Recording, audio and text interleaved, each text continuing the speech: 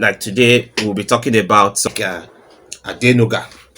Mike Adenuga, once you hear the name, you know it's synonymous to the companies Globalcom Nigeria Limited, Equatorial Trust Bank. At least that one is not existing now, but Corn Oil and so on. Now, Mike has shown a remarkable drive in making uncertainties of marketplace, surviving and succeeding, and building conglomerates for himself. He runs Globalcom, ETB, Corn Oil, and he was once listed on the Forbes list of billionaires as Nigeria's second richest man at a time. Mike Adenuga Jr. was born in 1953, yes, in Ibadan, Nigeria, April 29th. And his full names are Michael Adeniyi Abolade Adenuga. He's a businessman and he's a tycoon also. He's regarded as one of the richest black people in the world. His father was a teacher while his mother was a businesswoman. He's a man with humble beginning, and he had a secondary education in Ibadan Grammar School, and he proceeded to the United States of America to study also. He worked as a cab driver while studying, a security guard also. He worked as a security guard to pay his tuition. You see the entrepreneurial spirit in him, pushing him. He never say die. He graduated from Northwestern Ava Oklahoma University and Pace University, New York, with a degree in business administration. So you see, he also had a knack for education. He went to school. He has built a fortune in mobile telecommunication and oil production in Nigeria. He launched Globalcom mobile phone network in 2006, which has reached about 30 million subscribers and counting.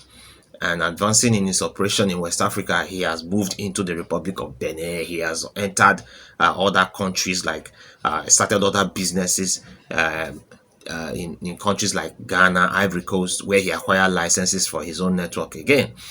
He made his first fortune at the age of 26 in the 1970s, when he returned to Nigeria after studying in the US. He preferred a solution to stolen stereos by importing them, and also lace. He also imported lace. So you see, he did not only just import stereos, he did not only sell laces and import them, but he also went into selling drinks, Coca-Cola. With government's liberalization of the banking sector in the 1980s, he obtained a banking license. And incorporated his bank, Delfcom Bank. That was followed by acquisition of another banking license that same year, which became known as Equatorial Trust Bank. Some of us are aware of that bank. Okay, so he acquired the license. He got two banks. Now he went into the oil and gas and struck at the black gold in the 1980s. So he was also into oil and gas. When he could have sold licenses, he decided to go straight to striking for oil. Today he's a major player in the oil sector. He made some powerful friends in the government, the military government at that time. So some things were made easy for him due to his relationship with people in the government. All right. Now, Nigeria's former military president Ibrahim Babangida awarded him an oil prospecting license. During the reign of Ibrahim Babangida, he got a license. So he used that to build Corn Oil and became the first Nigerian to strike oil in commercial quantity. All right. Now, in 1990, he received a drilling license, and in 1991, he consolidated the oil he struck in shallow waters of southwestern Ondo State. Then GSM came, and you see, as an astute entrepreneur, he diversified again. He went into GSM and took an opportunity there. He went for the license for GSM and entered into strategic partnership with Alcatel of Germany. At that time, he was issued a conditional license in 1999. This wasn't to last long, as the license was cancelled. Remember, they pay for this thing. So when it's cancelled, he lost some money. So at the end, what happened? How did he bounce back from this? The license was cancelled with a massive sum of 285 million, which he raised from bank And they said the bank name where he raised that money was Paribas of Paris. He would have he would lose that GSM license along with the $20 million application fee he made before he got the license. Now he would have that could have marked his end as a businessman, knowing fully well that the loss of these monies will liquidate him. But he had faith and made history. How did he do that? He persisted and he received the second license. He went for it when government held another auction in 2003. And this gave birth to the telecom company called Globacom. All right. So you see, he had his ups and downs, but he overcame them. Now let's talk about Oba Otudeko. He's another entrepreneur to note. Oba Otudeko. Now, when you hear the name Oba Otudeko, something comes to mind. What business venture comes to mind? Honeywell, FBN, First, FBN Holdings PLC, Fan Milk, Airtel Nigeria, and so on. So he had a stint in all these business concerns. So Oba Otudeko was born 18th of August in 1943 in Ibadan in Oyo State. He received education from the notable tertiary institution, which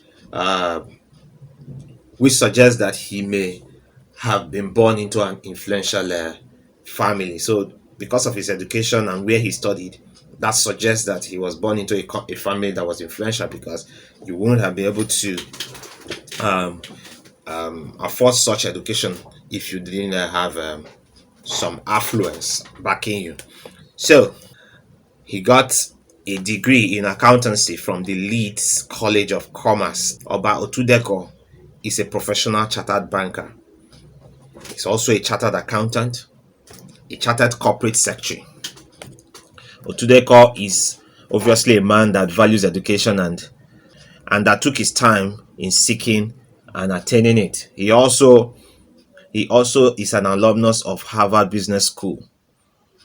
He first started out work in banks. He started working in banks, and then he worked in the bank for 23 years and slowly but steadily climbed up the ranks. Eventually became the general manager and acting executive officer of the SY Cooperative Bank Ibadan.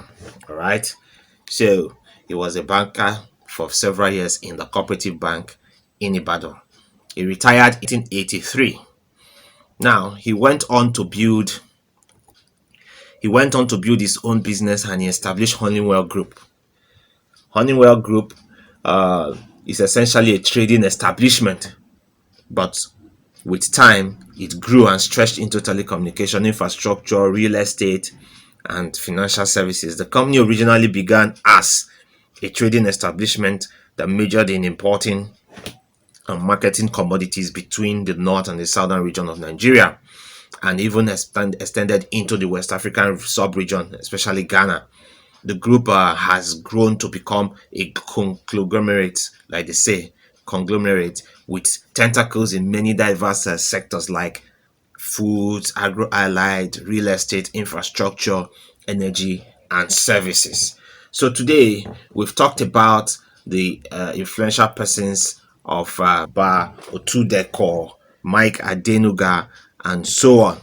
So that's about it for today. I look forward to seeing you in my next class.